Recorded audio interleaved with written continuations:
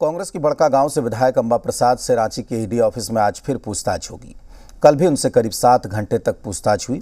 इस दौरान उनके आवास से जुटाए गए डिवाइसेस के बारे में जानकारी मांगी गई। आज उन्हें एक बार फिर से पूछताछ के लिए बुलाया गया। आपको बता दें कि 12 मार्च को अंबा प्रसाद और उनके करीबियों के ठिकानों पर ईडी ने छापेमारी की थी। उसके बाद से ही अंबा के पिता योगेंद्र साव, चाचा धीरेन्द्र साव और भाई अंकित राज सहित कई लोगों से ईडी की पूछताछ का सिलसिला चल रहा है। तो आपको बता दें कि रांची दफ्तर में आज फिर से पूछताछ होनी है अंबा प्रसाद से। आज एक बार फिर से पूछताछ होगी, जबकि कल आपको बता दें कि करीब 7 घंटे ईडी दफ्तर में अंबा प्रसाद से पूछताछ की गई है। विधायक अंबा प्रसाद से ईडी की पूछताछ आज एक बार फिर से की जाएगी।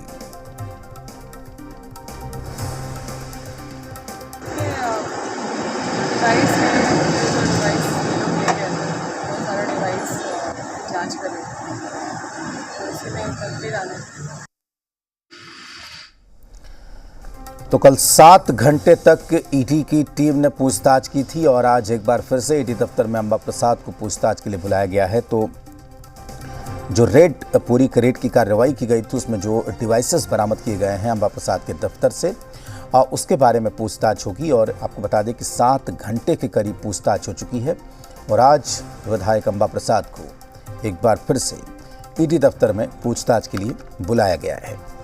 तो लगातार ईडी की कार्रवाई जारी है।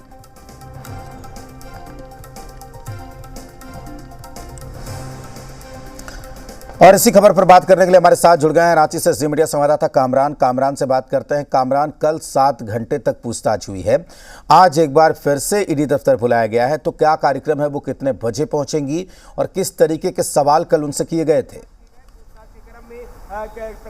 बिल्कुल, देखिए, अंबा प्रसाद पर बालू पर अवैध कब्जा, जमीन कब्जा, रंगदारी सहित विभिन्न मामलों का आरोप लगा है और ईडी ये चाहती है कि जो आरोप लगे हैं उस मामले की तह तक जाया जा सके। इसीलिए अंबा प्रसाद और उनके परिवार वालों को ईडी के दफ्तर बुलाया गया था, जहां उनसे पूछताछ का जो सिलसिला है वो जारी है। हम अभी ईडी के दफ्तर के ठीक बाहर मौजूद हैं। अंबा प्रसाद कल यहाँ भी पहुंची थी, तकरीबन 7 घंटे तक उनसे पूछताछ हुई थी। हालांकि उन्होंने ईडी की जांच में सहयोग करने की बात करते हुए कहा कि अगर ईडी जांच निष्पक्ष करती है तो वो पूरी तरीके से सहयोग करेंगी। और शाम के वक्त जब देर रात वो ईडी के दफ्तर से बाहर निकली तो उन्होंने जानकारी दी कि बीते 12 मार्च को ईडी के अधिकारियों ने जो उनके ठिकानों पर छापेमारी की थी उसमें कई डिजिटल दस्तावेज जो हैं वो ईडी ने जब्त किए थे और उन्हीं गैजेट्स के आधार पर, उन्हीं गैजेट्स से संबंधित ईडी ने सवाल पूछे हैं, जिसका जवाब अंबा प्रसाद ने दिया है, जैसा कि उन्होंने बताया। और उन्होंने ही ये बताया था कि ईडी के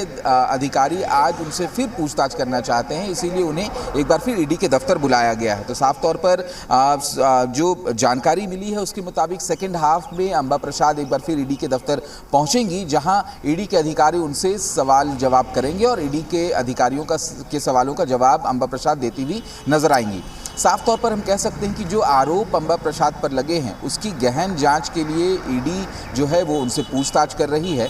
और ये कहना गलत नहीं होगा कि फिलहाल अंबा प्रसाद की जो परेशानी है वो कहीं से भी कम होती नज़र नहीं आ रही है, क्योंकि जब पहला सम्मन जारी किया गया था तो उस सम्मन में अंबा प्रसाद नहीं पहुंची थी, उन्होंने वक्त की मांग की थी। और कल उसी आलोक में वक्त जब मांगा गया था, उसी के बाद कल की तारीख निर्धारित की गई थी जब अंबा प्रसाद को ईडी के दफ्तर पहुँचना था। वो ईडी के दफ्तर पहुँचती हैं, देर रात तक उनसे पूछताछ होती है, 7 घंटे की पूछताछ के बाद वो वापस चली जाती हैं। और आज उम्मीद ये जताई जा रही है, जैसा कि उन्होंने खुद बताया, कि सेकंड हाफ में वो एक बार फिर ईडी के दफ्तर पहुंचेंगी, जहां ईडी के अधिकारियों के सवालों का सामना उनसे होगा। जी बिल्कुल कामरान, जाहिर सी बात है कि हेमंत सोरेन पहले से ही जेल में है और उसके बाद अंबा प्रसाद और पूरे परिवार पर इस तरह की कार्रवाई हो रही है, तो इसको लेकर सियासत किस तरीके से हो रही है?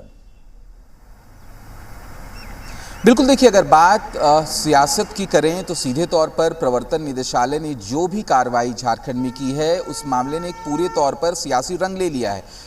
सत्ता पक्ष के नेताओं का सीधे तौर पर यह कहना है कि पूरी तरीके से राजनीति से प्रेरित ये कार्रवाई की जा रही है। यानी अगर हेमंत सोरेन की बात करें तो पूर्व मुख्यमंत्री हेमंत सोरेन अभी सलाखों के पीछे हैं और सत्ता पक्ष ये कहता है कि उन पर जो आरोप लगे हैं वो बेबुनियाद आरोप हैं और आरोप सिद्ध होने से पहले ही उन्हें जेल की सलाखों के पीछे डाल दिया गया, जबकि कानून ये कहता है कि जब तक आरोपी दोषी करार नहीं दिया जाता है, जब तक कोई व्यक्ति दोषी करार नहीं दिया जाता है, तब तक वो आरोपी ही ही है, वो गिल्टी नहीं है, लेकिन पीएमएलए एक्ट की धाराओं के तहत 2018 में जो नियम बनाए गए उसके मुताबिक ये कहा जाता है कि अगर पीएमएलए एक्ट के तहत किसी पर कार्रवाई होती है तो वो व्यक्ति गिल्टी है, यानी वो दोषी है जब तक वो अपने आप को निर्दोष साबित ना कर दे। इसी को लेकर हेमंत सोरेन भी जेल की सलाखों के पीछे हैं और लगातार जो है ईडी मामले को लेकर कार्रवाई कर रही है और अलग अलग जांच के जो दायरे हैं वो ईडी ने बढ़ा रखा है, जिसमें अंबा प्रसाद का परिवार भी आता है। अंबा प्रसाद पर जो आरोप लगे हैं